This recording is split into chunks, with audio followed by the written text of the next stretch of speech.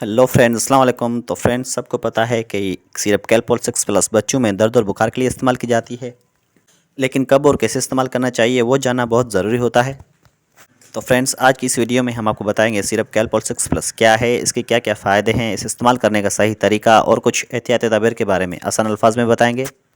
तो friends, video को आखिर तक ज़रूर देखें ताकि सिरप कैलपोल 6 प्लस के बारे में आप मुकम्मल मालूमात हासिल कर सकें। तो सबसे पहले हम आपको बताएंगे सिरप कैलपोल 6 प्लस क्या है और ये कैसे काम करती है। सिरप कैलपोल 6 प्लस बच्चों में बुखार और दर्द कम करने के लिए इस्तेमाल की जाती है। इसमें पैरासीटामोल शामिल होता है जो जिस्म में बनने वाले केमिकल्स यानी प्रोस्टाग्लैंड्स की मकदार को कम करने में मदद करता है, जो जिस्म में दर्द और बुखार पैदा करते हैं।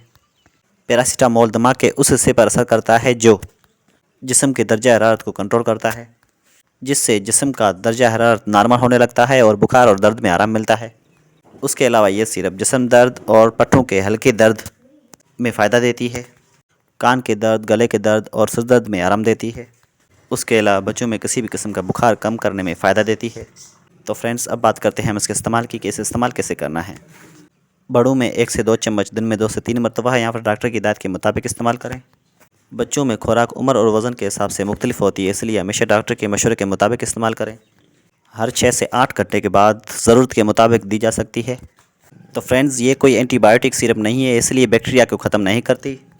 इसका काम सिर्फ बुखार कम करना और दर्द में आराम देना होता है, जबकि बीमारी की असल वजह का इलाज अलग दवा से किया जाता है अगर ज़रूरत हो तो फ्रेंड्स, ये वीडियो सिर्फ मालूमात के लिए है, कोई मेडिसिन बगैर डॉक्टर के मशवरे का इस्तेमाल ना करें, खासतौर पर बच्चों में। तो फ्रेंड्स, अगर वीडियो पसंद आई तो लाइक, शेयर और सब्सक्राइब ज़रूर करें ताकि मेडिसिन से जुड़ी तमाम मालूमात आपको मिल सके। शुक्रिया।